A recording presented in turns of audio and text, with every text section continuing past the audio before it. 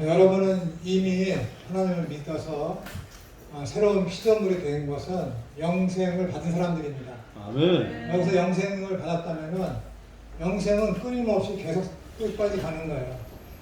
여기 예수 그리스도께서 다시 재림하셔서 하나님 나라가 완성, 극치가 됐다고 그래서 다시 변화되는 것이 아니라 여러분의 영생의 삶은 그때에도 계속 이어지는데 예수님께서 재림하실 때는 우리에게 두 번째 죽음이, 두 번째 사망이 우리에게 어찌할 수가 없죠. 그래서 육체를 다시 그리스도와 같이 덧입어서 계속해서 영생의 삶이 이어지는 것이죠. 지금 만약에 내가 오늘 죽어서 제 영혼이 내 몸을 떠나서 하늘나라에 갔다면은 예수 그리스도께서 재림하셔서 제 영혼과 육신이 다시 만나서 두 번째 부활을 입을 때까지는 하나님을 찬양하는 그 영광스러움의 삶을 계속해서 살면서 재림 때까지 예수님을 기다리는 것이죠. 그 삶이 이어지는 것이죠. 어디에서요? 하늘에서. 내가 오늘 나와 함께 낙원에 이르리라. 그 파라다이스. 그 하늘에서. 거기서 계속 이어지는 것이죠. 이것이 제가 부활 때까지 있을 영혼의 중간 상태에 대한 짧지만 가장 명료한 성경에서 이야기하는 영혼의 구원받은 영혼의 중간 상태다라고 말씀드릴 수 있겠습니다. 자, 죽음이란 뭐라 그랬죠? 아까 영생, 하나님과의 관계가 끊어진 상태. 그래서 죽음으로 가고 있는 그 상태는 이미 죽은 것이다 라고 하는 거예요. 그래서 하나님이 없으면 다 뭐예요? 죽음이다 라고 얘기했습니다. 그리고 영생이란 하나님을 믿는 믿음이 있는 자들, 구원받은 사람이 곧 영생을 가진 자들이다. 그래서 나사로가 죽었을 때 그 누이들이 이야기하지 않습니까? 주님께서 여기 계셨으면은 내 오라버니가 죽지 않았을 것이니까 나는 부활이요 생명이니 나를 믿는 자는 죽어도 살겠고 죽어서 믿는 자는 영원히 살리라. 그 말이 바로 이 영생과 상관되어질 때에 모든 문제가 해결이 됩니다. 자, 죽음이란 무엇입니까? 하나님 없음이 죽음입니다.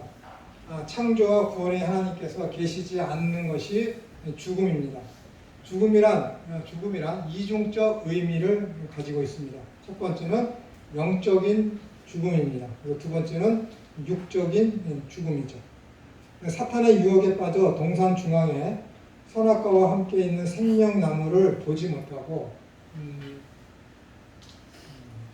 누구나가 다 마찬가지일 것입니다. 그의 관심이 지금 우리가 예수님을 믿는다고 하고 있지만은 믿는다고 착각에 빠진 사람도 있겠지만 믿는다고 하고 있지만은 지금 자기가 자기 자신이 바라보고 생각하는 그 메시아관, 그다음에 하나님 나라에 대한 그 어떤 사상이라고 할까요? 그런 것이 비성경적일 때 예수님이 이 땅에 오셨을 때 그들은 예수님을 예수님으로 알아보지 못하죠.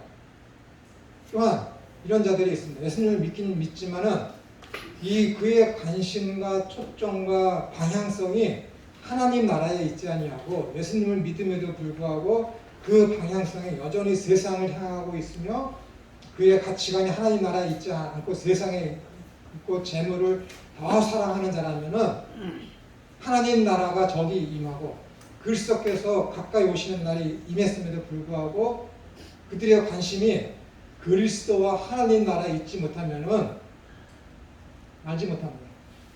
모르는 거예요. 그러니까 예수님께서 깨어있으라. 깨어있지 못하면은 그 날이 도적같이 임하는데 그때 너희는 미련한 다섯 처녀가 된다라는 것이죠. 그들도 깨어있었지만은 준비되어 있지 않았습니까? 다섯 처녀가, 미련한 다섯 처녀가. 항상 준비되어 있어야 되고 그 연약한 것, 제가 깨어있는 것이 무엇인지에 대해서 3주 전에 말씀드렸듯이 이 깨어있음이라는 것은 세상 사람들이 다 무시하고 연약하고 보잘것없고 하찮은 그렇게 여겨지는 이 하나님 나라에 대한 그 관심과 예수 그리스도의 재림에 대한 그 믿음을 놓지 않는 것이 깨어 있음입니다. 깨어 있음입니다. 그것은 열천의 비유와 그다음에 달란트 비유와 그다음에 어린 소자에게 행한 것이 곧 나에게 행한 것이라는 그 예수님의 비유가 그 이야기를 하고 있기 때문에 깨어 있음이란 그렇게 나그네와 같이 고아와 같이 과부와 같이 세상에서 버림받고 연약함을 상징이신 그 예수 그리스도의 그 미약함을 잊지 않는 그 상태가 바로 깨어 있음입니다. 그러므로 인간의 죽음은 타락 이후에 사탄의 유혹에 빠져 동산 중앙에 있는 선악과와 함께 생명나무를 보지 못하고 하나님과 같이 되려는 욕망의 극치를 위하여 선악과를 먹음으로 이제는 필히 육신은 죽게 될 존재로 전락하게 되었고 하나님이 없는 세상으로 추방하심으로 영적인 죽음 형태가 되었습니다. 자신의 욕망에 빠진 인간은 죽음 바로 옆에 있는 영생을 보지 못하였습니다. 관심의 문제입니다. 방향성의 문제입니다. 관심이 없으면 방향성도 없겠죠. 그것이 없으면 뭐예요?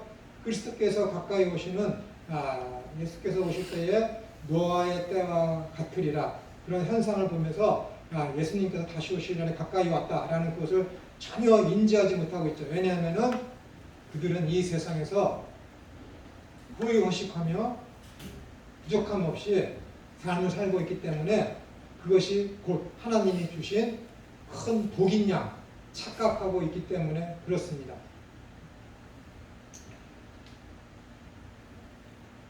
그러므로 인간의 죽음은 타락 이후의 죄의 결과로 생겨난 것이라고 할 수 있습니다. 그리고 죽음이란 생물학적 죽음과 영적인 죽음을 의미합니다. 창세기에서 선악과를 먹으면 확실히 죽는다는 말씀의 의미는 이 두 가지를 모두 포함합니다. 무슨 의미요? 영적인 죽음과 생물학적인 죽음을 다 포함한다는 것입니다. 여러분 생각을 해보세요. 영원히 살 존재를 만드시면은 노에서 유를 만드시는 게 합당하죠. 근데 인간을 만드실 때 어떻게 했어요? 하나님이 창조한 흙으로다가 사람을 만들었습니다. 그것을 통해서만 보더라도 인간은 유한한 존재라고 우리가 감히 이렇게 개연성을 가질 수가 있습니다. 죽음이 이중적 의미가 있다는 것은 인간의 구조를 통해서 살펴보면 더욱 확실해집니다. 저희가 인간론을 공부할 때 이것에 대해서 살펴보았죠. 인간이란 영혼과 육을 합친 전인설에 의한 통전적 인간 구조론임을 살펴보았습니다. 이것이 무슨 말씀이에요? 저거 사람이야 했을 때, 저거 사람이다 했을 때 그 사람이다라고 하는 것은 생물학적인 그 상태만 가지고 사람이라고 하는 것이 아니라 우리 기독교적인 관점에서 저것은 사람이다 했을 때는 영혼과 육신을 합친 전인적인 통전적 개념을 가지고 사람이다라는 우리가 이름을 호칭을 부른다라는 것이죠. 다시 말씀드려서 인간이란 영혼과 육신을 합친 호칭입니다. 그러므로 인간의 죽음을 말할 때 생물학적 육신의 죽음과 영혼의 죽음을 분리해서 말할 수가 있습니다.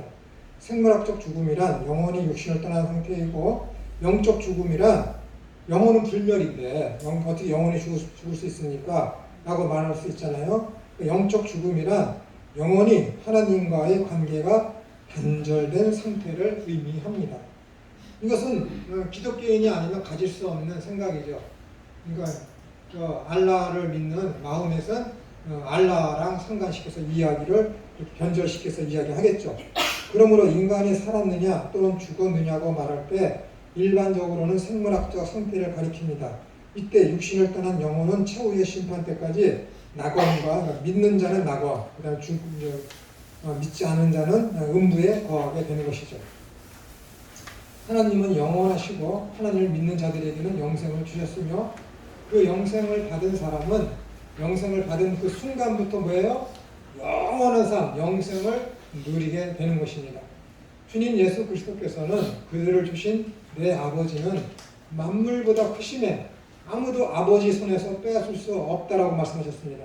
이러므로 이 땅에서 받은 영생은 영원한 것입니다. 아무도 못 뺏어요. 하나님께서 한번 택하셔서 그에게 영생을 주셨으면 그 누구도 그 무엇으로부터도 하나님과의 관계를 훼손시키거나 파괴시킬 수 없다라는 것입니다. 생명, 진정한 생명이란 죽지 않아야 하는 것이죠. 그것이 생명이지. 그죠? 당연한 거예요. 죽음을 향해 가는 생명은 진정한 생명이 아닙니다. 죽음을 향해 가는 생명은 결국 죽게 되니 가짜 생명입니다. 진정한 생명이란 오직 영생뿐입니다. 생명이라는 것은 살아있는 것이기 때문에 계속해서 그 죽지 않는 것이 생명이죠. 오직 영생만이 참 생명입니다. 그래서 영생을 주시는 하나님만이 참 생명이 되시는 것입니다. 영생을 받지 못한 자들의 육적인 생명은 살았다라는 이름만 가진 죽은 자들입니다. 성경에서 생물학적 육적인 죽음은 누구도 피해갈 수 없다고 합니다. 히브리서 기자는 한 번 죽는 것은 사람에게 정해진 것이요 그 후에는 심판이 있으리라고 하였습니다. 생물학적 죽음 이후에 따르는 것은 심판입니다. 이 심판은 영생을 이미 받은 자들에게는 영생하는 부활의 심판이며 영생을 받지 못한 자들은 지옥불에 떨어지는 두 번째 죽음의 심판을 받게 될 것입니다. 이것이 요한계시록 20장에 있는 내용이죠. 요한 사도는 계시록에서 서머나 교회에 보내는 편지에서 생명의 관을 영생이죠. 생명의 관을 받은 자들에게는 둘째 사망의 해를 받지 아니라라고 하였습니다. 그러니까 영생이니까 둘째 사망을 받을 수가 없는 것이죠. 그걸 만약에 받게 된다면은 그건 영생이 아니죠. 또한 20장 6절에서 이 첫째 부활에 참여하는 자들은 복이 있고 거룩하도다. 둘째 사망이 그들을 다스리는 권세가 없고라고 했습니다. 그러니까 이 땅에서 예수님을 믿는 믿음을 선물로 받아서 영생을 얻게 된 자들은 그것이 계속해서 지속된다는 거예요. 영원히. 첫째 부활은 에베소 2장 1절을 통하여 알 수 있듯이 인류의 모든 인간은 본래 하나님의 진노의 대상으로서 지옥으로 가는 인생으로서 죄와 허물로 말미암아 영적으로 죽은 상태입니다. 그런데 믿음을 선물로 주심으로 말미암아 긍휼이 풍성하신 하나님이 우리를 사랑하신 그 큰 사랑을 인하여 허물로 죽은 우리를 그리스도와 함께 살리셨고 라고 한 말씀에 기인해서 영적으로 하나님과 맡긴 다음에 허물어지고 다시 하나님과의 관계가 회복되어 화목게 된 상태를 가리킴임을 확인할 수가 있습니다. 첫째 부활에 참여한 모두는 반드시 두 번째 사망의 권세에서 벗어나게 되어 둘째 부활에 참여하게 되는 것입니다. 그러니까 둘째 부활이 무엇이라고요? 예수 그리스도께서 재림하셔서 최후의 심판을 하실 때에 우리의 그 과거의 육신과 다시 합쳐지는 그 부활을 두 번째 부활이다라고 이야기하고 있습니다. 고린도전서 15장 그런 데서 보면 예수님은 부활의 첫 열매다라고 얘기했고 사도 바울이 다른 서신서에서 우리가 그리스도와 같은 몸으로서 부활한다 그렇게 진술하고 있습니다. 그래서 우리의 두 번째 부활에는 지금에 가지고 있는 이 육신보다도 더 뛰어난 시공을 초월하는 그런 몸을 가지고 이제 부활을 하게 되는 것이죠. 왜 제가 감히 이런 말씀을 드리냐면은 예수님께서 부활하셨을 때에 시공을 초월하는 그런 모습으로다가 여러 번 제자들에게 나타나셨기 때문에 그렇습니다. 그래서 우리가 예수님과 같은 몸으로서 부활한다고 하였으니까 우리도 두 번째 부활을 하게 되면은 육신과 영혼이 합쳐졌을 때에 그런 상태가 된다라는 것이죠. 그 무엇에도 제약이 없는 것, 결핍이 전혀 없는 것, 모든 것에 만족스러운 것, 참 안식이 있는 것, 그래서 하나님을 영화롭게 하는 것. 그러니까는 하나님 앞에 영광이 되는 것은 이 땅에서는 그 하나님의 나라를 우리의 삶을 통해서 드러내는 삶.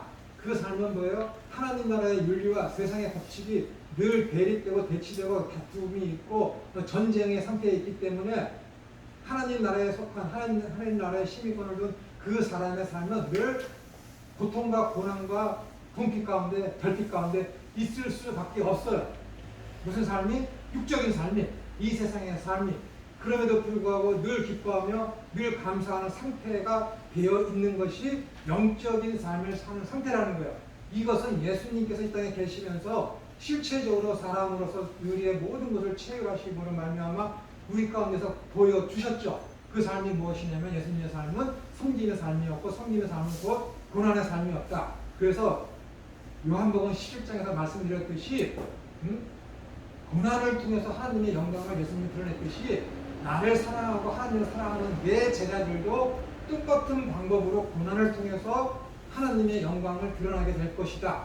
그 고난의 삶의 극치를 보여주는 것이 산상수훈에서 이야기하는 그 팔복, 세상에서는 그게 무엇이 복이냐고 하지만은 그리스도에게는, 인에게는 영화롭고 영광스러운 최후의 그 세상, 영원한 그 나라의 삶을 표방하고 모범하고 삶을 세상에 나타내는 유일한 방법이 그 팔복의 삶이기 때문에 그 상태에 있는 삶은 하나님 나라를 사모한다는 건 구원받은 영생을 받은 자로서 영생을 내 안에 담지한 자로서를 표현할 수 있는 유일한 길이 그것이기 때문에 그러한 삶을 사는 자들은 빛과 소금으로서 세상에 반드시 드러날 수밖에 없다는 것입니다. 그러나 세상 사람들은 그것을 빛이며 소금이라고 여기지 않아요.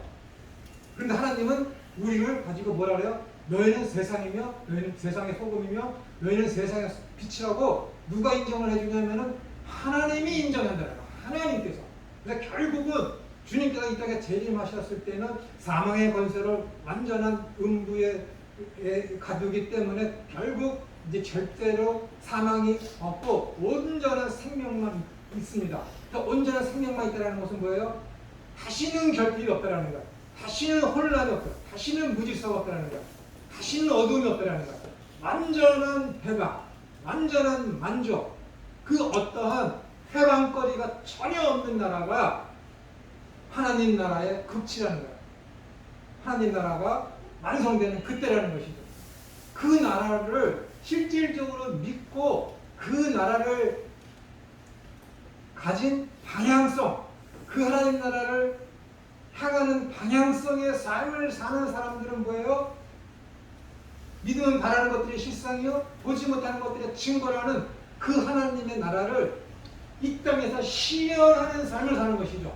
마치 믿음의 조상인 아브라함이 갈 바를 알지 못하고 했지만은 그 가나안을 받은 것처럼, 그 하나님 나라를 받은 것처럼 하나님의 약속은 이미 이루어진 것처럼 믿는 믿음으로 사는 그 삶을 우리가 이 땅에서 나타내 보이며 살아야죠. 그 삶의 유일한 방법이 다시 말씀드리지만은 팔복입니다. 그 상태가 안 되면은 그거 안 된다니까요. 제가 말씀드렸죠. 어느 날 갑자기 한 3주 전부터 그렇지 않은 데는 다 가짜예요. 믿는 것 같지만 아니라니까. 교회의 윤리와 교회의 공동체 의식이 좋아서 그냥 교회에 들어온 가라지일 뿐입니다. 가라지일 뿐이에요. 그래서 그리스도인 중에서는 좋은 그리스도인이 있고 나쁜 그리스도인이 있습니다. 하나님을 믿지만 어떻게 되는 거예요? 여전히 세상이 좋아서 돈을 추구하는 나쁜 그리스도인이 있어요. 그러나 좋은 그리스도인은 뭐예요? 방향성을 잃지 않아요. 하나님 나라를 향해서 가지. 병을 고쳐주십시오. 그래야 내가 편안하게 살 수 있고 내가 이 고통에서 벗어날 수 있습니다. 함에도 불구하고 하나님이 그 기도를 들어주시지 않아. 그럼에도 불구하고 완성된 그 하나님 나라에서는 내가 온전한 다시는 죄가 없고 다시는 고통이 없는 그 하나님 나라에서 내가 영원히 살 것을 바라보며 그 나라를 향하는 방향성이 그 나라이기 때문에 여전히 감사하고 여전히 기뻐하는 그 삶. 그것이 뭐라고요? 믿으면 바라는 것들의 실상이요, 보지 못하는 것들을 증거하는 삶이라는 거예요. 그것을 살아낼 수 있느냐? 성령이 임하고 하나님 내 안에 계시면 할 수 있지. 없으니까 안 되는 거지. 슬픈 거죠. 믿는 줄 아는데 아니야. 아니야. 가라지야. 그러니까 슬프지. 왜 안 될까? 왜 용서가 안 될까? 왜 만달란 하나님으로부터 죄 용서함 받은 것은 주님께서 말씀하시기를 너희가 그 죄를 하나님으로부터 용서함 받은 것은 만달란 몇 조에 대한 그 빚을 하나님이 탕감해 주었다는 것인데 그걸 인식하지 못해. 죄의 용서는 내가 아무것도 행하지 아니하고 죄를 용서함 받고 그 빚을, 죽음의 빚을 탕감받았는데 공짜로 받았으니까는 그게 은혜로 못 알아들어. 깨닫지 못해. 공짜로 받았으니까. 그러니까 나한테 조금만 잘못해도 100데나리온 빚을 진 100데나리온만큼 나의 마음에 상처를 준 사람을 찾아가서 고발하고 변상해달라고 그러고 욕하고 저주하고 용서하지 않는 거지. 왜? 만달란트의 그 빚을 탕감받은 것을 인식하지 못하기 때문에. 인식하지 못. 그것을 진짜 내 삶에서 그것을 진짜 예수께서 내 죄를 위해서 죽으셨고 내 죄를 사해 준 것은 내 인생에 있어서 만달란트 즉 10조 이상이 되는 그 빚을 그냥 공짜로 탕감해 주셨다라는 그 인식이 내 속에 사무치도록 있다면은 용서 못할 일이 이 땅에서 일이 어디 있겠습니까? 그게 안 되는 것은 주님으로부터 용서 안 받은 그 빚을 우습게 보는 거지. 그 빚을 빚으로 여기지 않는 것이지. 은혜로 여기지 않는 것이지. 이해가 되십니까? 이 만달란트의 비유가 그거예요. 그 만달란트의 빚을 탕감받은 사람이 그것을 인식했다면은 100데나리온의 빚을 진 그 동관을 용서하지 않을 수 없다라는 거야. 않을 수 없는 거야. 그 은혜를 깨달은 진정으로 깨달은 사람이 그 은혜에 합당한 삶을 살지 않을 수 없다라는 거야. 그런데 나쁜 그리스도인은 그렇게 산다니까. 슬픈 일이지. 슬픈 일이지. 그러니까는 오호라 나는 공고한 자다. 누가 사망에 놓여서 나를 건져내. 그런 상태가 되는 거지. 그게 구원받은 자. 죄에 대해서 애통해하며 통곡하고 정말 이 죄에 대해서 그 사망의 몸 죽어서 썩어서 냄새나는 그 몸의 상태를 죄로 여길 수 있는 그래서 애통해할 수 있는 그 상태가 돼야지. 그 상태가 돼야지. 하나님은 그러한 것을 원하시지 교회에 나와서 뭘 할까? 헌금을 얼마나 할까? 하나님은 그런 걸 원치 않습니다. 그런 걸 원치 않아요.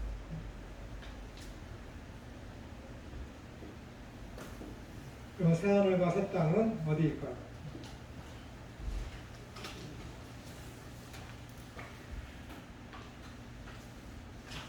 또 다 할 수 없으니까 하는 거 이건 다음 주에 하겠는데 그러면은 회복의 삶을 뭐 살다가 중간에 못 살면은 그러면 그 다음 날에 또 소금과 비치잖아요. 그 버려진 소금처럼 버림을 그럴 수 없습니다. 왜냐하면 한 번 영생이 주어지면은 하나님이 아까 그랬잖아요. 17장에서 아무도 빼앗아 갈 자가 없다. 오호라 나는 공고한 자다. 그게 위안이 되는 것이죠. 완벽한 사람이 이 땅에서는 아무도 없습니다. 아무도 없어요. 늘 그 사람은 사도 바울조차도 오호라 나는 공고한 자로다. 누가 이 사망의 몸에서 나를 건져내랴. 7장이 그렇게 끝나지 않습니까? 근데 8장으로 넘어가면서 뭐라 그래요? 나는 기쁘도다. 기쁘도다. 이제 나는 결코 정죄함이 없다. 그러면서 8장 쭉 아래 내려가면은 사망이나 공고나 뭐나 해서 하나님의 사랑에서 그 무엇도 나를 하나님의 사랑에서 끊을 것이 없도다. 없는 거예요. 나는 사망의 그 몸에 매여 있지만은 그럼에도 불구하고 성령님께서 말할 수 없는 탄식으로 하나님께 간과하심으로 말미암아 우리 속에 역사하셔서 그 뜻을 반드시 이루어 가시거든요. 그러니까 로마서가 그래서 위대한 거예요. 그래서 로마서 8장이 너무 좋은 거야. 모든 것이 합력하여 선을 이루도록 어떻게 되는가요? 저번에 말씀드렸죠. 모든 것이 합력하여 했을 때 모든 것이 뭐라 그랬어요? 우리의 욕심 아니라니까. 성령님께서 말할 수 없이 탄식하는 그것을 통해서 선을 이루어가는 거예요. 너희의 구할 바를 너희가 알지 못한대. 왜 몰라? 하나님 나 돈 필요한데요. 나 건강 필요한데요. 하나님 우리 자녀들 출세하는 거 필요한데요. 우리 형이 나한테 돈 좀 많이 주는 거 필요한데요. 그거 왜 몰라? 필요한 거 다 알지. 근데 그게 아니라니까. 그게 아니라니까. 성령님께서 너희의 구할 바를 너희는 알지 못해. 모른대. 단정 지어버려. 그래서 성령님께서 말할 수 없는 탄식으로 우리를 위해서 아버지께 대신 간구하는 거야. 그 간구하는 것과 이 땅에서 내가 추구하는 그 모든 것들이 합력해서 선을 이루는데 그 선이 뭐라고? 성령님께서 나를 위해서 말할 수 없이 탄식으로 강구하는 그것이 선이냐니까. 여러분의 뜻이 이루어지는 게 선이 아니라 성령님께서 지금 하늘나라에서 하나님께 나를 위해서 대신해서 강구해 주는 그것이 선이야. 그것이 뭐라고요? 믿으면 바라는 것들의 실상이요, 보지 못하는 것들의 증거. 그 증거하는 삶이 뭐라고? 팔복이니까요. 팔복이 사라지는 거죠. 하나님이 만들어 가시는 거예요. 그렇죠. 내가 억지로 하라는 게 그거는 복음 플러스 알파라니까. 여러분들 자꾸만 야 부자 가난이 왔어. 예수님께서 그러죠. 너 가진 거 다 팔아. 너도 이 사마리아 사람처럼 이와 같이 행하라. 진짜 예수님께서 그 동관한테 그 사람한 젊은 관리한테 이와 같이 행하라고 하는 거 아니에요. 못하기 때문에 너 해봐라. 못한다. 네 능력으로는 절대 안 된다. 라는 그 율법주의에서 헤어나갈 것을 말씀하시기 위해서 예수님께서 말씀하시는 거예요. 그것을 그래 너희들 예수님께서 이와 같이 행하라고 해서 해봐. 그럼 스스로 구원을 이루어가게? 그것을 행하면 구원 얻는다고 그랬는데 그럼 예수님께서 나 외에는 구원할 자가 이 세상에 천하에 주어진 일이 없다고 선포를 했는데 예수님 말고 그 자신이 선을 행하면 구원 얻는다고? 아니잖아요. 앞뒤가 안 맞는 거예요. 그건 행하라는 게 아니에요. 너 한번 가서 네가 그냥 할 수 있는 만큼 해봐. 그걸로 될 수 없어요. 그것이 뭐예요? 갈릴리 가나의 호인잔치니까 인간은 스스로 그 갈릴리 가나에 있고 6항아리에 되는 그 큰 항아리가 180리터가 들어가는 거예요. 180리터. 보통 180리터가 들어가는 그 항아리에 어디 아무리 채워도 채워지지 않아요. 텅 비는 거야. 그거 다 오로지 그 항아리를 채울 수 있는 것은 뭐냐? 예수 그리스도의 보혈 뿐이라는 거예요. 그러니까 이게 힘든 거예요. 이해하기가 힘들지. 잠깐 뭔가 하려고 그러면 하나님이 기뻐하시겠지. 아닙니다. 아니야. 그 생각에서 제발 벗어나요. 성경 말씀 읽고 그 말씀이 인도하는 대로 그 상태가 되려고 해야지. 그 상태가 되기 위한 가장 좋은 방법이 뭐냐면은 고난이라니까. 고난이라니까.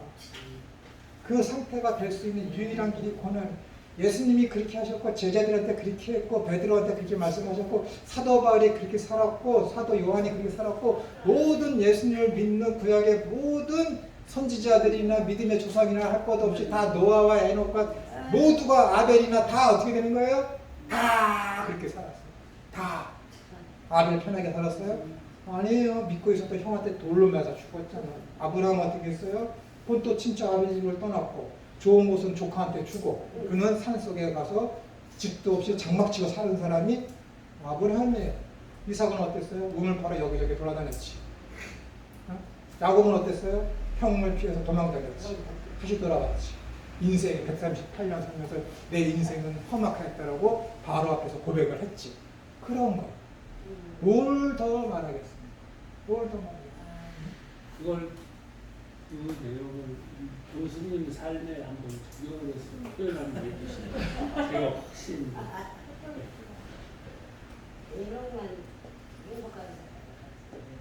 지금 누군가 와서 저한테 지금 삶이 어떻습니까? 행복하냐?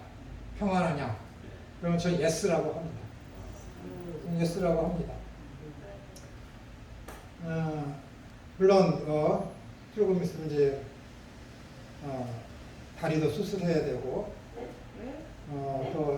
또 집사람이 어린이집을 그만두기 때문에 내년에는 내가 이제 내후년부터는 생계를 내가 해야 되기 때문에 내년부터는 내가 뭔 일을 하기 위해서 준비하는 기간으로 내가 하나님 앞에 기도드리고 있기 때문에 앞길이 굉장히 혼란스럽거든요. 근데 이거는 그냥 이 땅에서의 그냥 짧은 삶이에요.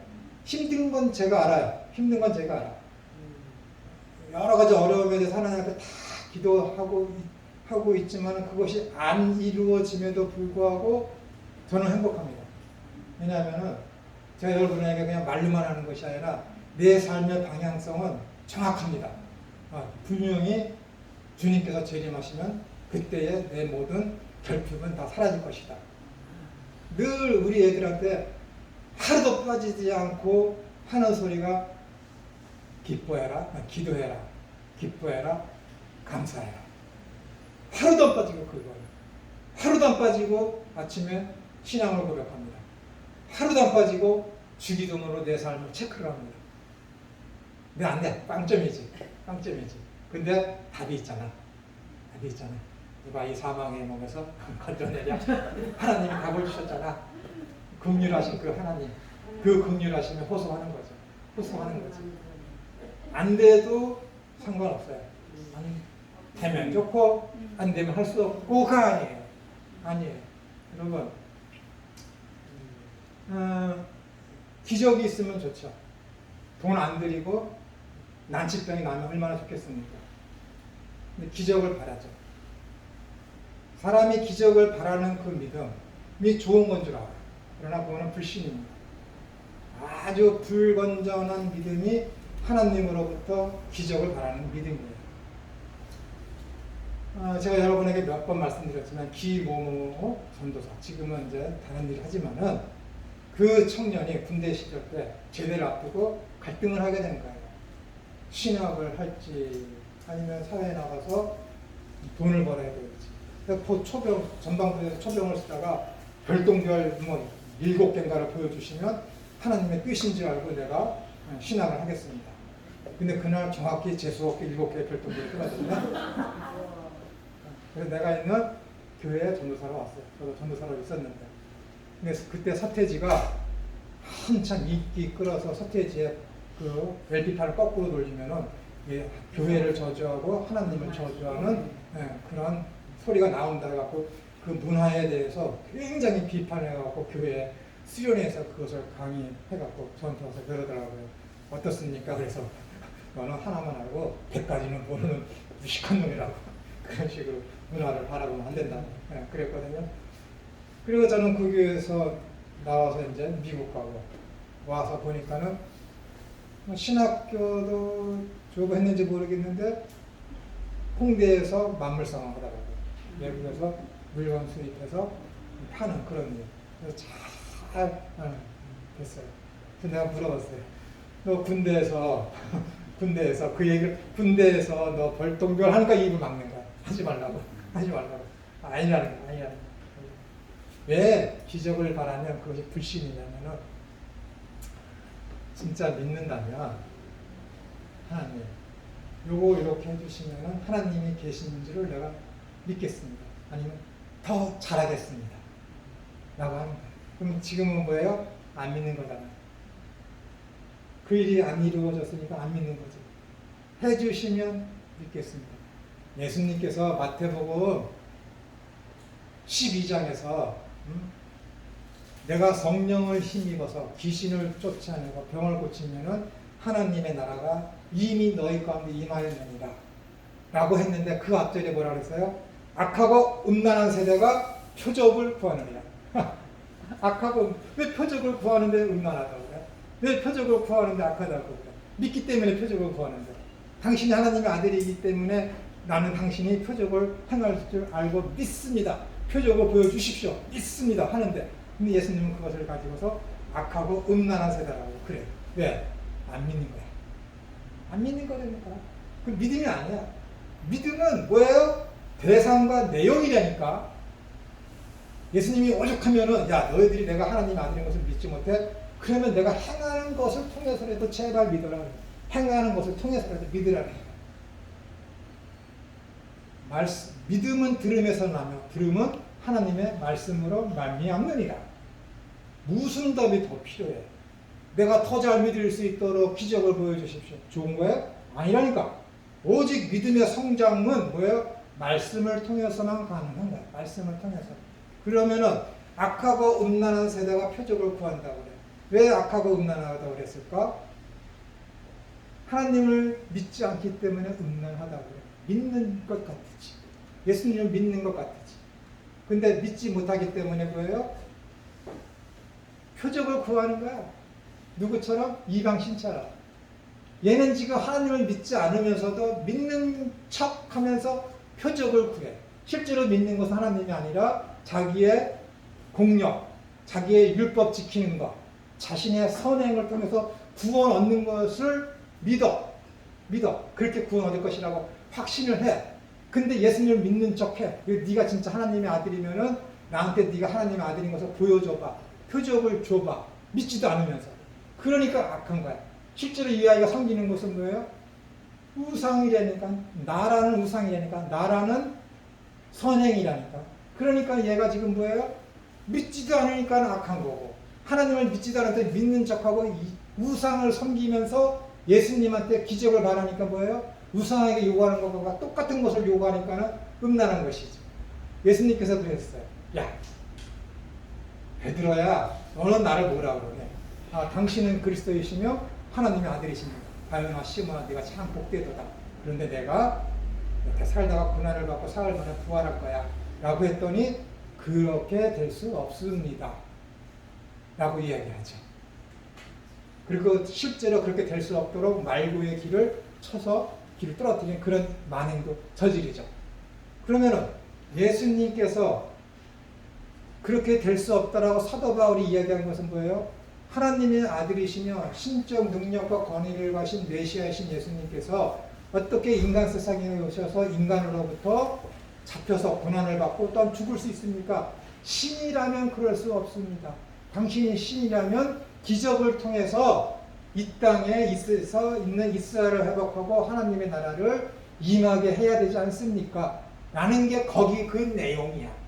그러니까 하나님께서, 예수님께서 베드로가 그 말을 하자마자 이 사탄아 내 뒤로 물러가라. 네가 하나님의 일을 생각하지 아니하고 사람의 일만 생각한다. 사람의 일은 뭐예요? 기적을 구해. 기적은 뭐예요? 하늘의 일이거든. 근데 이 인간이 인간의 일을 구하면서 기적을 하늘의 일을 갖다 쓰려고 하거든. 그러니까 악한 거야. 그건 뭐예요? 사탄의 방법이거든. 사탄이 뭐라 그랬어요? 여러 번 얘기했잖아요, 여러분들한테. 사탄이 뭐라고 그래? 예수님께서 광야에 시험을 받는 동안에 야 예수야 나한테 저래 돌덩이를 떡덩이가 되게 해. 성전 꼭대기에 올라가서 뛰어내려가. 그러면은 천사들이 너를 받쳐줘서 하나도 다치지 않게 할 거야. 그럼 기적적인 힘을 써서 능력을 발휘해서 어떻게 하라는 거야? 하나님의 나라를 임하게 하라는 것이지. 누가? 사탄이. 그럼 또 지금 누가 그렇게 하라는 거예요? 베드로가 그렇게 하라는 것이지. 그러니까 베드로가 하라는 이것은 뭐예요? 사탄의 방법과 똑같은 거야. 하나님의 나라를 이루게 하는 데 있어서, 하나님의 뜻을 이루게 하는 데 있어서 기적을, 표적을 구하는 것은 뭐예요? 사탄의 방법이라니까. 자기는 믿음이 좋아서 그렇게 될 줄 알고 있지만 그건 전혀 비성경적이며 비복음적이며 하나님적인, 하나님이 추구하는 방향성과 어긋난 방법이라고. 그러니까 그것을 가지고 예수님께서 악하고 음란한 세다가 표적을 구한다라는 거예요. 이해가 되십니까? 그러니까는 기적을 구하는 사람 그거 좋은 믿음인 것 같아요? 아니라니까. 그것의 출처는 불신입니다. 불신. 믿지 못하기 때문에. 참으로 믿는 자들은 그런 거 상관없어요. 대상과 내용만 있으면 되는 거예요. 그게 믿음이라니까요. 하나님이 여러분의 소원을 들어주잖아요. 여러분들 지속적으로 계속해서 훈련시키기 위해서 고난 가운데 처박아 두시면 안 믿을 겁니까? 하나님 없는 거예요? 내 기도 안 들어주시면 하나님이 안 계신 거예요? 안 계신 거예요? 여러분이나 그 누구라도 하나님 없어 라고 해도 하나님 없는 게 아니에요. 저 일본 사람들이 저기 33도 그 윗도 위경에 한반도는 없어. 한반도가 없는 거예요. 그들이 부정해도 대한민국은 있어요. 우리가 일본을 부정해도 일본이 있어요. 불신자가 하나님을 부정해도 하나님은 계신 거예요. 그 누가도 잘못된 믿음이 있을지라도 그것은 믿음이 아니라니까. 그것은 믿음이 아니라니까는 하나님께 어떤 표적을 구하고 능력을 구하고 하는 것은 여러분 절대 건전한 신앙이 아닙니다. 큰 믿음이 아니에요. 솔직히 툭 까놓고 얘기해서 구약시대 때에 얼마나 많은 이적을 우리가 보았습니까? 홍해가 갈라지고 만나가 하늘에서 떨어지고 바위에서 물이 올라오고 노뱀을 쳐다보기만 해도 삶을 죽지 않고 살게 되고 허다한 기적과 이적들이 구약에 얼마나 많이 일어났으며 예수님께서 이 땅에 오셔서 얼마나 많은 기적들을 행하셨습니까? 그러나 그 기적을 일으키신 궁극적인 목적은 뭐냐면은 표적이라는 거예요. 표적. 그 표적이 뭐예요? 맞습니다. 저기 가리키는 거니까. 하나님께서 구약에서는 하나님께서 반드시 약속을 지킨다 라는 표적으로 보여주는 것이 표적이에요. 그러니까 아브라함의 인생을 봐보세요. 이삭을 바치기 전에 하나님이 나타나셔서 당신의 모습이 어떤 분이라고 계시하십니까? 창세기 17장에 엘샤다이, 전능하신 하나님이다. 그제서야 12장에 나타나셔서 20년 이상이 지난 다음에야 비로소 나는 전능한 하나님이다. 그 전능함 속에 뭐가 있어요? 모든 것을 행하십니다. 내가 너와 약속했지? 내 씨를 통해서 민족이 태어나는데 하늘의 별과 같이 공중의 띠끌과 같이 많게 할 거야 라는 그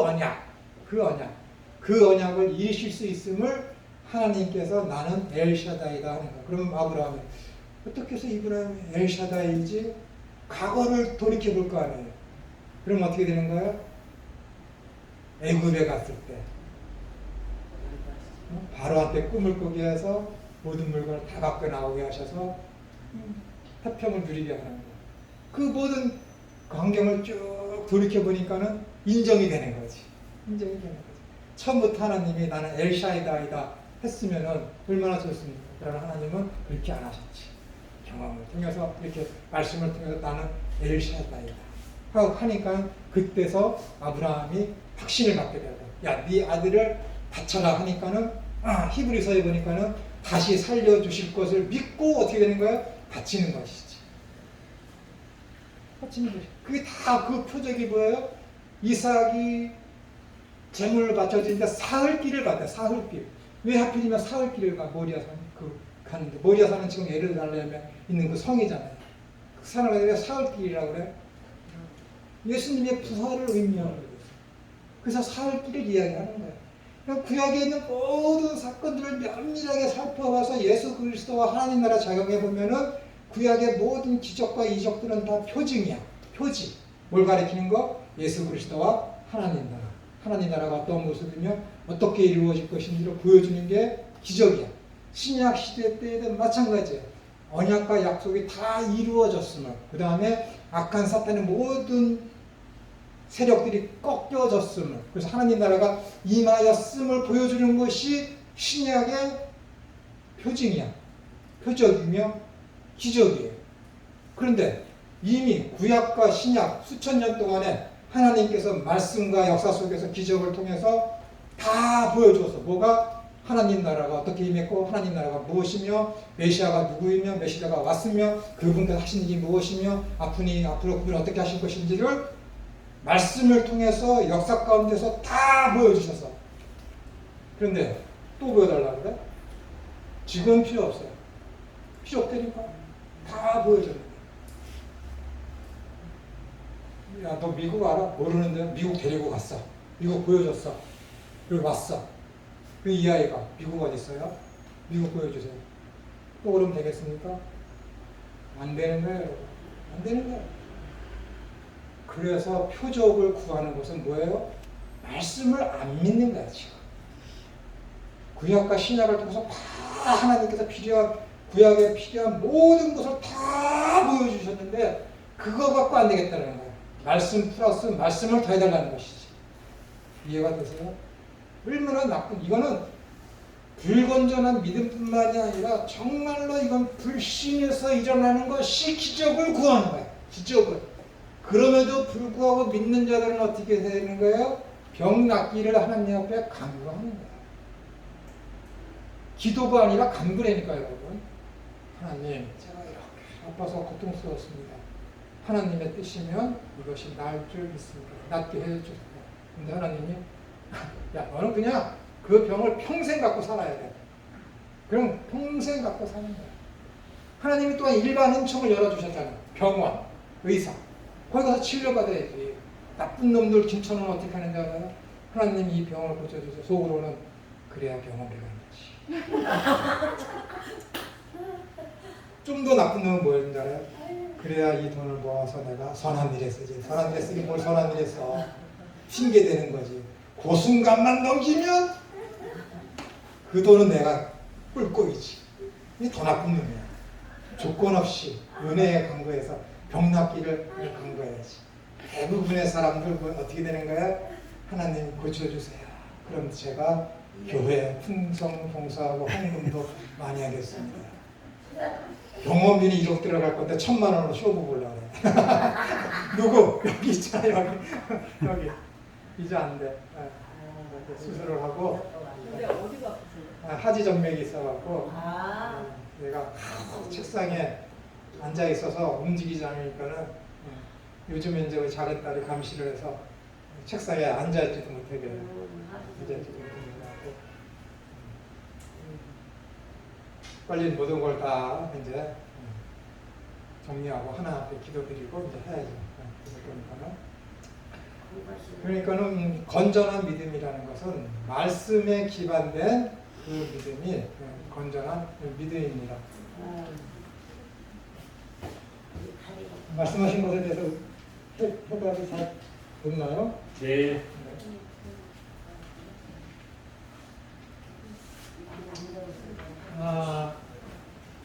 제가 몇 년 전에 많은 사람들한테 물어봤습니다. 정말로 할 때 가장 관심 갖는 것이 무엇이냐 했을 때 아까 우리 목사님인가요? 말씀하셨듯이 드디어 부활을 하는구나 말씀하셨듯이 이 부활에 대해서 가장 큰 관심을 많이 갖습니다. 그러면 이 종말할 때 가장 근심되고 염려되는 것이 무엇입니까? 했을 때 짐승의 표. 그게 도대체 무엇이냐? 그것이 지금 바코드며 처음에 컴퓨터, 바코드 지금 오늘날에 와서는 이제 베리치과의 그런 관계 때문에 걱정이 됩니다. 라고 이야기를 하죠. 근데 이 베리치과 666 짐승의 표의 관계에 대해서는 지금으로부터 한 8년 전인가요? 6년 전인가요? 98차 대한예수교 장로회 합동총회에서 명확한 정의를 내려서 공표를 했습니다. 여러분들이 그것을 인터넷에 찾아보셔서 베리치과 666과의 관계, 그래서 대한예수교 장로회 합동 치면은 뜹니다. 여러분들이 이제 찾아보시면 되고 결론은 아무 관계가 없다 라고 이야기를 했습니다. 시간이 안 되네. 세대주의에 물들어 있는 많은 목회자들 중에 좀 많은 분들이 이 코로나 팬데믹 시대 때에 맞는 이 백신과 666의 관계에 대해서 관계가 있다라고 이야기하고 또 더 많은 사람들은 이 베리칩하고 666의 짐승의 표가 베리칩이다 라고 아주 확신을 갖고 이야기하는 신학자도 있고 목회자도 많습니다. 부끄럽지만 많이 있습니다. 왜냐하면은 이것이 이제 락팔라 재단에서 이것을 추진하고 있다고 그러지 않습니까? 그 재단에서 이제 이러한 것을 가지고 사람의 어떤 유전자와 가장 유사성을 가진 짐승이 돼지라고 하는데 돼지의 머리 뇌 속에 이 칩을 심어놔서 돼지가 좋아하는 음식을 갖다 놓고서 먹게도 하고 먹지 못하게도 하고 사람처럼 용변을 화장실 가서 보게도 하고 못 보게도 하고 그 다음에 오줌포가 터질 때까지 오줌을 놓지 못하게 뇌를 조작하고 하는 그런 일들이 지금 칩을 심어놔서 그런 일들이 지금 행해지고 있거든요. 그러니까 그러한 것들이 사람의 몸에 이식이 되면은 사람도 세계의 단일 정부가 세워졌을 때 거기에서 그 사람에게 이식을 해서 사람을 그렇게 조절하지 않겠느냐 라는 거기까지 오게 되죠. 그러나 아이러니하게도 신권이 이렇게 올라가야 됨에도 불구하고 신권은 무시되고 하나님의 권리, 인권이 이렇게 올라가는 시기가 되었습니다. 앞으로 어디까지 인권이 올라가게 될지를 모르겠지만은 인권이 이렇게 올라가게 되면은 그런 칩을 이식하고 하는 그런 것은 불가능해요. 불가능해요. 세계의 어떤 세상을 주장하는 것은 종교입니다. 근데 이 종교가 하도 나쁜 짓을 많이 하잖아요. 특히 기독교가 얼마나 나쁜 짓을 많이 합니까? 특히 목회자들이. 나쁜 짓을 많이 하기 때문에 종교가 어떤 사회적인 어떤 영향력도 약해졌고 힘을 잃어가고 있습니다. 그렇기 때문에 신권이 이렇게 약화되고 인권이 이렇게 올라가고 있기 때문에 이 인권, 이 세상을 주름 잡는 것이 이제 그래서 종교보다는 철학이 되어버렸어요. 철학은 신학의 신여 노릇을 하고 있었고 지금도 그렇게 많은 도움을 주는데 이 철학이 주는 도움이라는 것은 생각의 힘입니다.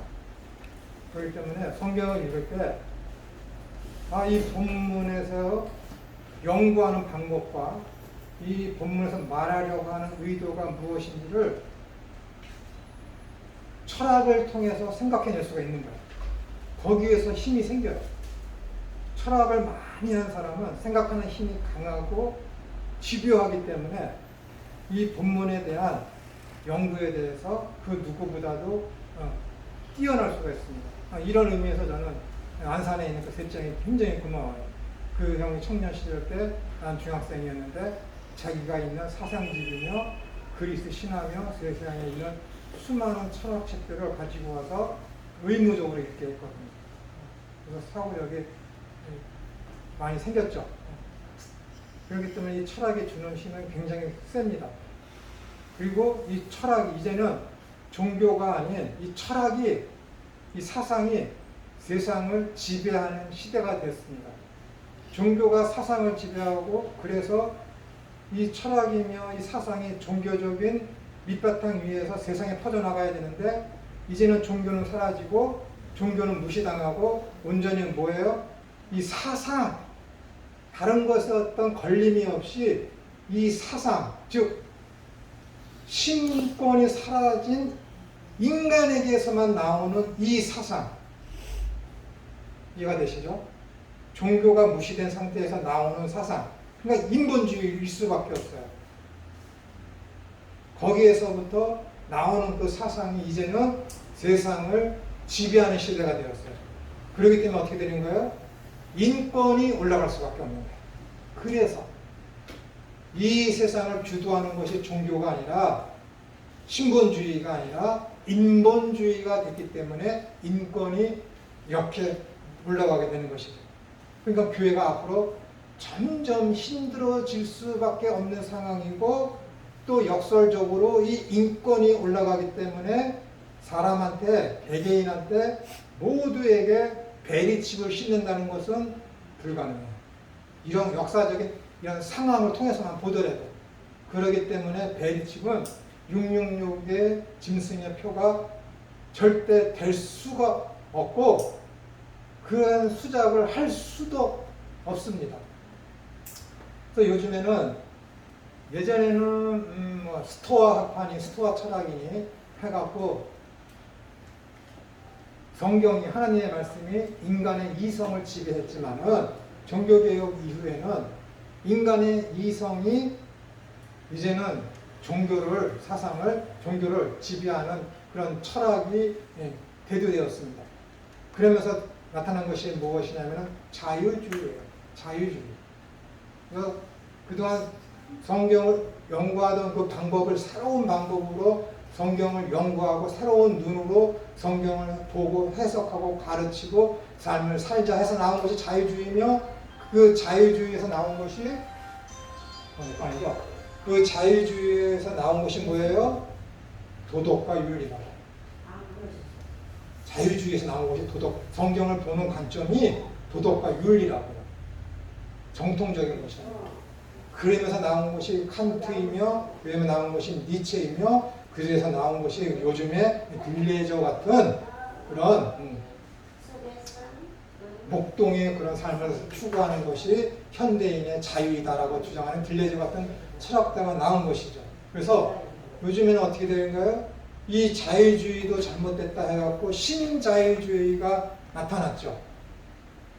40분까지입니까? 요즘 너무 추웠네. 신자유주의가 나타났죠. 자유주의는 무엇이냐면은 개인의 어떤 이생을 극대화해서 개인 어떤 사회를 이루어가자는 것인데 신자유주의자는 뭐냐면은 개인의 우선보다도 다시금 공동체에서 이야기되는 그것, 그 유익을 주는 그 방향으로 나아가자라는 것이 사회적인 합의를 이루어서 앞으로 나아가자 하는 것이 신자유주의예요. 근데 그것에 대해서 비판하는 것이 누구예요? 마이클 샌더스예요. 정의란 무엇인가? 그 사람이 이제 이야기하기를 제레미 벤덤이 이야기한 공리주의, 최대 다수의 최대 행복과 그 다음에 칸트가 얘기하는 정원적 정의를 이야기해요. 정원적 정의라는 것은 무엇이냐면은 과거에서부터 지금에 이르기까지 역사적으로 정해진 윤리, 그것을 정원적 정의라고 해요. 살인하지 마. 그게 정원적 정의예요. 살인하면 안 돼. 그게 정원적 정의예요. 근데 공리주의는 뭐냐면, 제레미 벤덤이 얘기한 공리주의는 뭐냐면 최대 다수의 최대 행복이야. 최대의 행복을 추구해야 돼. 근데 어떤 불량한 사람이 거리에 앉아서 냄새를 풍기면서 구걸을 하고 있어. 근데 뭐 잘 입고 부유한 사람이 가는데 막 웃으면서 가는데 거기 불쌍한 사람이 냄새를 피우면서 있어. 그러면 그 사람의 행복이 어떻게 돼요? 깨지지. 한 사람 때문에. 10명, 20명이 지나갈 때마다 이 묘사를 찌뿌려. 그러면 그게 최대 다수의 최대 행복을 깨뜨리는 게 그 거지야. 그럼 그 거지를 어떻게 해야 돼? 격리시켜야지. 이게 민주주의야. 최대 다수의 최대 행복을 위해서 소수를 격리시키고 그 소수의 의견을 무시하는 거야. 그러니까는 칸트가 얘기하는 거지. 정원적 법칙으로 살아야 된다. 이 두 개가 싸워서 만들어진 게 오늘날의 미국이며 오늘날의 자유주의 국가의 민주주의야. 법을 세우죠. 그 법을 통해서 뭘 이루는 게 뭐예요? 최대 다수의 최대 행복을 위해서 정원적 정의를 이루려고 하는 것이지. 이해가 되세요? 근데 이것도 잘못됐다라는 거야. 이것도 잘못됐다라는 거야. 그래서 오늘 비밀을 하나 얘기해요. 내가 늘 아끼던 말이 있어요. 아리스토텔레스. 제가 소크라테스, 플라톤, 아리스토텔레스, 필로 이야기하다가 아리스토텔레스 항상 통과했거든. 볼 것 같다고. 근데 위대한 사람. 그 사람이 목적론적 윤리를 이야기해요. 목적론적 윤리. 현대인이라면 이걸 다 알아야 돼. 대한민국에서 고등학교 이상 나온 사람 다 알아요. 왜냐면 중학교 윤리 때부터 가르친 거고요. 우리 때는. 아리스토텔레스의 목적론적 윤리. 이 목적론적 윤리라는 것은 무엇이냐면 어떤 사물이 목적이 있어. 그것이 생겨난 목적이 있어. 이를테면 바이올린이 있어. 바이올린이 있는데 그 바이올린이 굉장히 오래된 거야. 굉장히 오래된 바이올린인데 우리 셋째 형이 돈이 많아. 그걸 10억 주고 샀어. 10억 주고 샀어. 근데 그 집이나 어디에도 그 바이올린을 연주할 수 있는 사람이 아무도 없어. 그러니까 어떻게 돼? 10억짜리 바이올린 샀다 해갖고 금고에다 처박아 두든지 아니면 아주 근사한 그 내다가 딱 비치해 놓는 거예요. 오는 사람한테가 이게 10억짜리 바이올린이야. 내가 이걸 경매에서 샀지. 그러면은 그 바이올린 입장에서 생각을 해보세요. 바이올린이 만들어진 목적이 뭐예요? 연주잖아. 연주되어지는 거야. 그럼 그 바이올린이 행복할까? 행복하지 않지. 그럼 그 바이올린이 행복해지게 하기 위해서는 어떻게 돼요? 우리 형이 그 바이올린을 10억에 준 거 산 것을 바이올리니스트한테 주어야지. 그러면 그 바이올리니스트가 바이올린을 켜. 그때 바이올린이 행복을 느끼는 거야. 이것을 가지고 목적론적 윤리 정의라고 하는 거야. 근데 신약 시대가 딱 됐네. 소크라테스, 플라톤, 아리스토텔레스, 필로 이들이 다 성경 암흑 시대 말라기가 기록되고 세례 요한이 이전까지에 있었던 인물들이야. 그 인물들이 이런 이야기를 했다니까. 얼마나 대단해. 하나님이 이 인물들을 쓰시려고 다 배치해 놓은 거야. 시대마다. 성경에서 딱 사도바울이 얘기해. 인생들아 너희들의 이 땅에서 구원된 목적이 무엇인지 아느냐? 하나님이 천지를 창조하신 목적이 무엇인지 아느냐? 하나님께 먹든지 마시든지 구하든지 죽든지 살든지 거하든지 떠나든지 너희의 인생의 목표는 하나님의 영광을 위한 것이니라. 아리스토텔레스가 300년 전에 한 얘기를 사도 바울이 하나님께서 기록하겠다 하시는 철학을 위해서. 할렐루야 아닙니까? 하나님이 이런 분이시라니까. 그래서 이 마이클 샌더스가 하는 얘기가 끝에 가서 12강 페이지 끝에서 뭐라 그러는 거야? 목적론을 맞는 삶을 추구하자. 그리스도인들이요. 이건 내가 하는 말이야. 여러분의 하나님께서 구원하신 목적, 창조의 목적에 맞는 삶을 살아라. 그리고 하나님께, 오직 하나님께만 영광 된 삶에서. 그것이 여러분들이 만들어지고 구원받은 목표라니까. 네? 이분이 하나님이셔. 이분이. 세상 사람들은 아무도 몰라.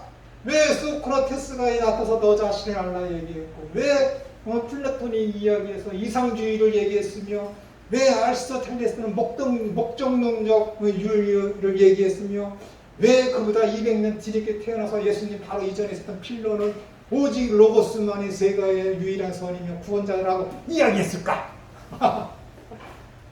왜 그리스를 통해서 세계의 언어를 통일시켰으며 왜 로마를 통해서 오직 길은 로마로 통한다고 해서 세상의 모든 여행을 그렇게 편하게 만들었을까? 초점이 다 어디 맞춰져 있는 거야? 예수 그리스도. 그들은 예수님을 믿지 않았지만 하나님의 창조의 목적에 맞도록 하나님이 이방인의 것을 나무와 지팡이와 같이 갖다가 쓴 거예요. 쓴 거예요. 그러나 그들이 천당에 갔느냐? don't think so. 난 그렇게 생각하지 않습니다. 믿지 않았기 때문에. 그냥 아무리 위대하고 세대 3대 성인이라 할지라도 그냥 가져다가 쓴 거예요. 하나님에게는 한 나라의 왕 바로일지라도 트럼프일지라도 하나의 불쏘시개로밖에도 여겨지지 않는 거예요.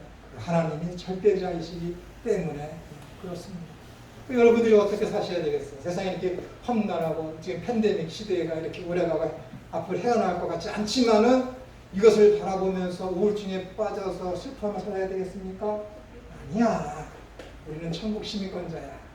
그 나라를 바라보면서 그 소망을 가지고 방향성을 하나님 나라를 지향해서 삶을 나아가야지. 그게 믿는 자고 그게 영생을 소유한 자이고 그게 그리스도인이에요.